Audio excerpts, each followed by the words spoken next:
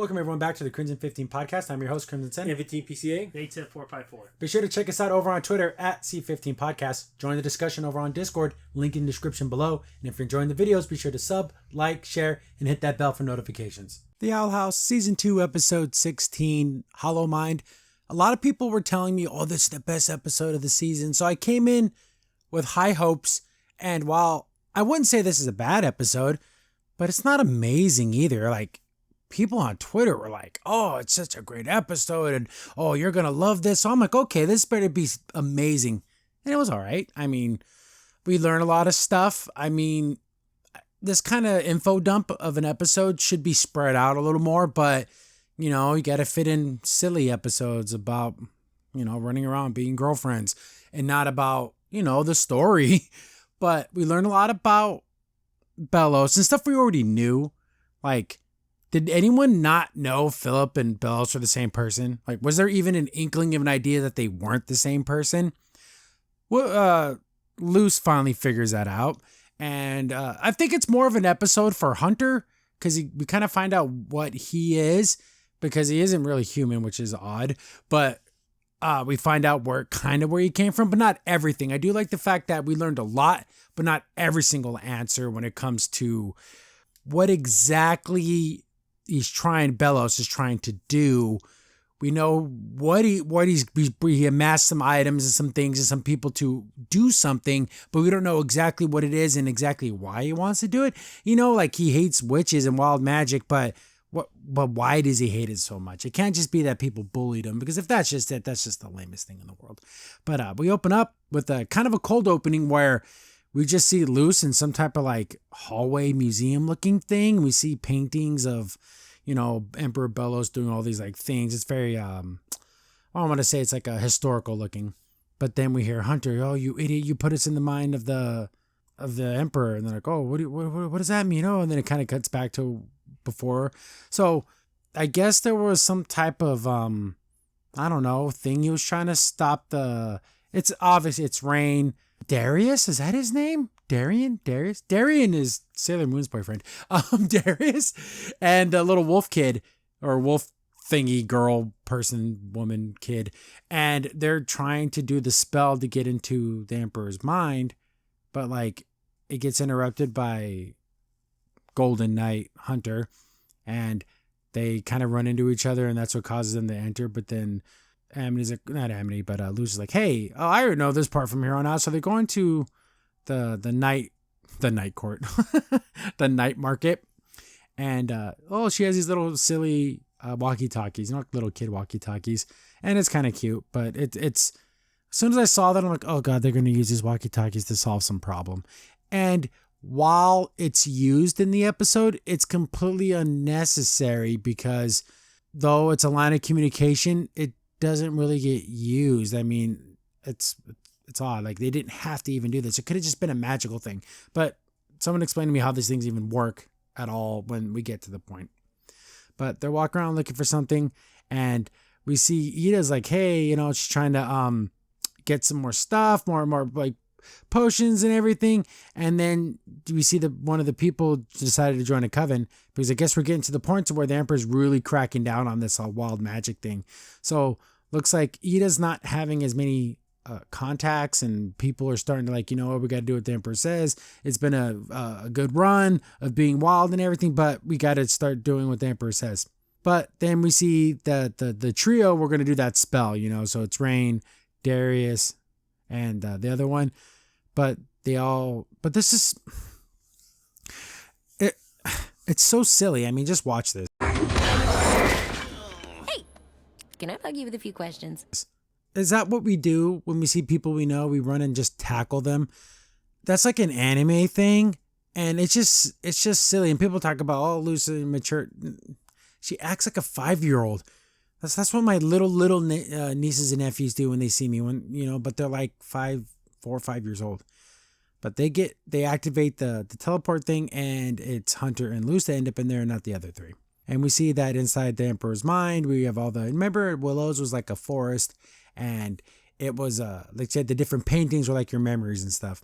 But we see all these paintings of like the emperor doing all these great and wonderful things. It's very church-like with the like a stained glass window kind of look, where it's all like it's not like real. It looks like an actual painting.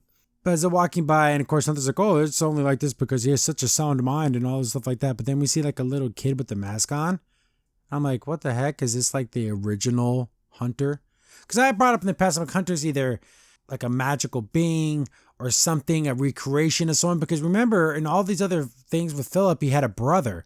We didn't know if he was the older or younger brother, but we see a little kid with the mask on that's very much like how the Golden Guard wears a mask. And then we see a big scary looking Bellows with like eyeballs and everything. It's a pretty creepy looking thing. I love the way it looks. It's actually terrifying. They're running away from this, but they fall through the floor and they end up in like what is the real memories of Bellows. So it's not like this kind of gothic looking museum. It's actually like a forest, and it's very like a dead forest. So these are like the memories he's trying to hide. So he had like false memories put into his own head, or like what he thinks, wants to believe. But we see what are the real looking pictures, and we see him and his brother. And I thought he was the older brother because like he looks like him with the gray hair and everything, but I guess he grows up to look like his brother. But we see stuff in the background like him making the mask, giving it to him, them like practicing swords. Are these memories from them as kids in the human world, or did they both go to the witch world as kids, or was that later on? Were they older when they did that? We don't know. We don't get the answers in this episode, but I like that. I like the idea that we don't know everything right away. The walkie-talkies still work. Anyone in the comments, explain to me how Walmart little kid walkie-talkies go through spectral planes, because these walkie-talkies have like a maybe work 500 feet on a clear day line of sight, but they can work through like magical realms. It's stupid. I guess there's like a joke here where he wants to talk to, what's his name? Could he call him Pancake? I honest to God don't remember the name of his palisman. He's like being cute with it, and they're like, oh, it's so cute. He cares about his palisman. Okay, that's really the only use of this stupid thing. But then Ida's like, oh crap, we got to get you the hell out of there, kid. So she doesn't have magic. So she's trying to just do it through like potion making, like science potion making. And it's not going to work because she needs real magic. The other three are skulking out Ida, but of course, remember, Rain does not want Ida involved, doesn't want to get her hurt or in danger, so they're going to try to find a way to help Ida without them actually, involving her in this whole entire thing. We see the little, obviously I thought was little kid Bellows running around, and it's kind of leading them around and like showing them different memories, or they're running into different memories and stuff. And we see when he first got there, very, what do we want to say? What are they called? Like the evangelists?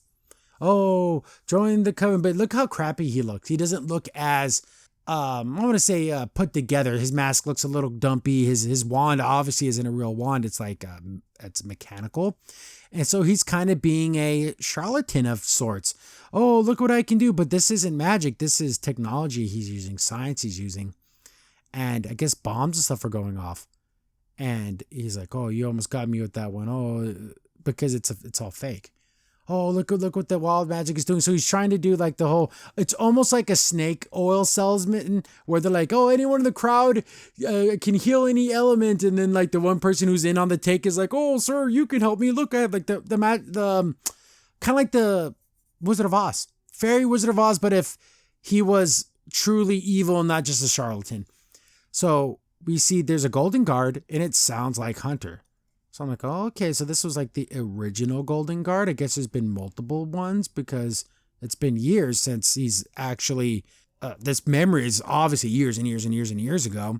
But we see that it's all been fake from the very beginning. He's been like this charlatan, but he's doing it through religion.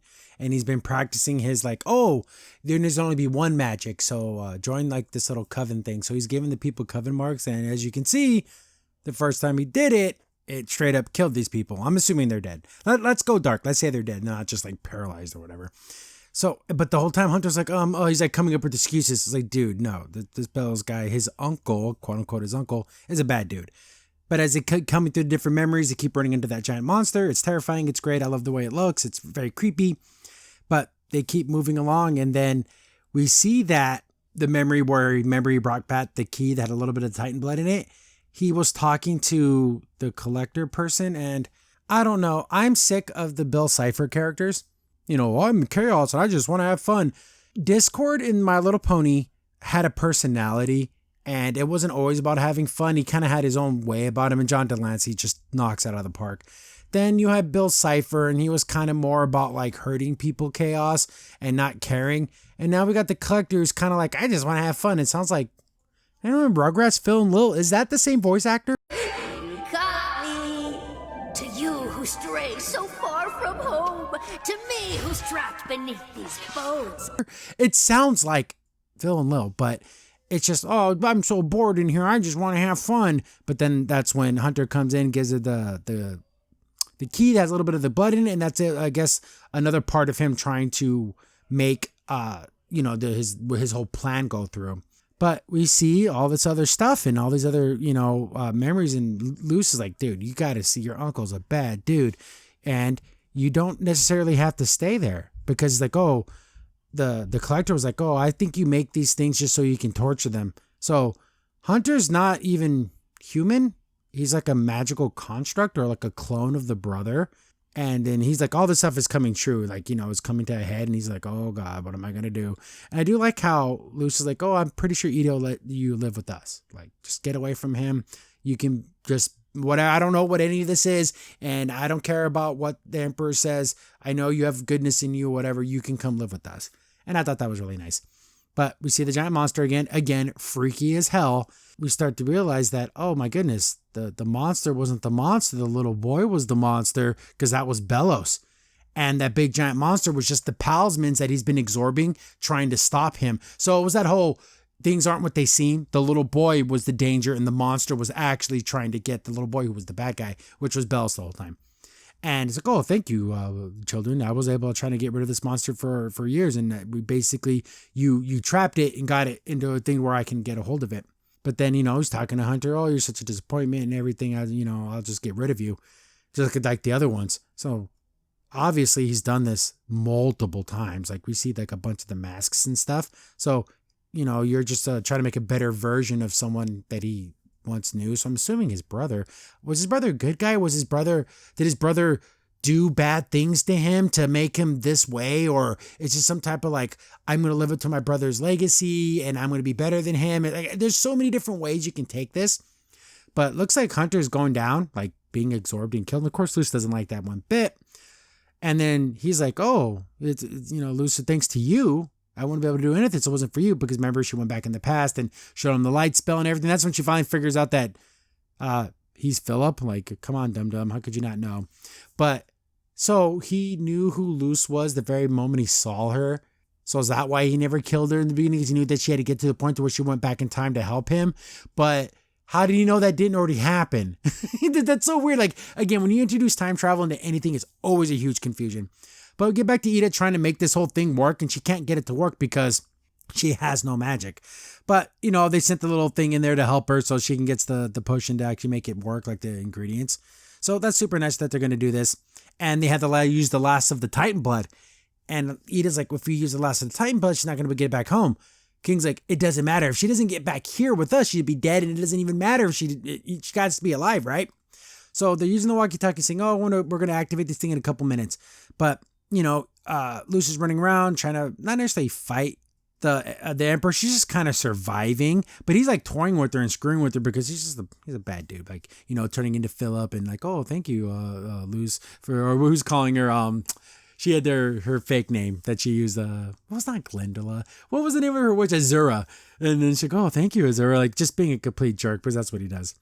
But they're able to get out of there, and she grabs Hunter, and boom, they get back into the by the owl house. We see that Hunter's completely just, his whole world fell apart. He just figured out he wasn't even like human, that he didn't have parents or anything. He was just created. So he's just like a clone. But what a perfect clone that it still needs to like sleep and eat and has emotions and everything. So this is a very powerful thing. Why not make an army of these things? Why not? Like, why not make 1,000 hunters and have them? That's why I kind of thought that the little owl guard people were just like magical clones, but they actually went through the school, so they're just humans. But I thought they were, I don't know.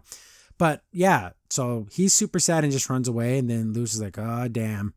And even like Ida's like, well, what happened when you were in there? And she just has tears in her eyes. So a good episode for information. Wasn't the greatest thing in the world. The walkie-talkies were just absolutely stupid. It had no point. Lots of answers, but more questions than answers. Like, I want to know the construction of Hunter. Is he not going to live long? Because like, even that's like a trope in even sci-fi and fantasy that clones don't live very long. Or they have some kind of deficiency where they only can last so long. Like even in Blade Runner, the replicants, they can't live very long.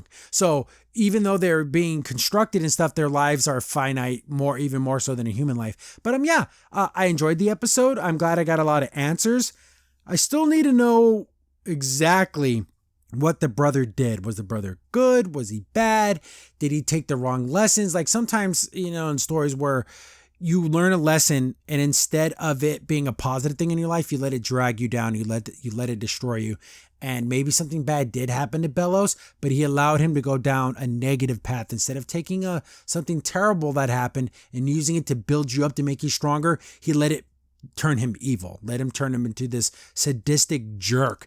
Because when he was a little boy, he didn't seem like a bad person. So something must have happened to where he felt like, oh, my way is the only way and I'm helping people. Like he's like, oh, I'm going to stop evil at all costs. Homeboy, you're the evil. And if he thinks wild magic is evil just because some wild witches might have done something bad to him, isn't that true of human beings? Oh, one human being did a horrible thing. That means all human beings are bad.